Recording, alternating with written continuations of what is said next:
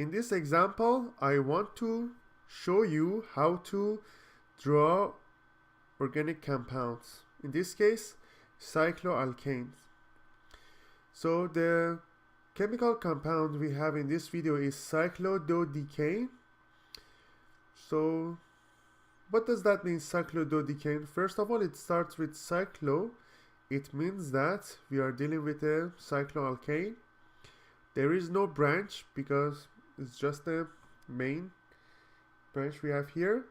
So we have cyclododecane. Dodecane means we have 12 carbon atoms. So 12 carbon atoms.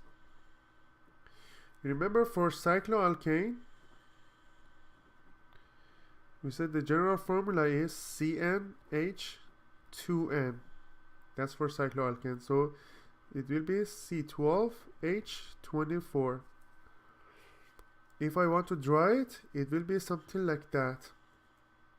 1, 2, 3, 4, 5, 6, 7, 8, 9, 10, 11, 12. That's basically how we have it. So these are all carbon atoms. 1, 2, 3, 4, 5, 6, 7, 8, 9, 10, 11, 12. And each of them has 2 hydrogen atoms as well. So that's basically the structure of cyclododecane. That's how we draw it, basically.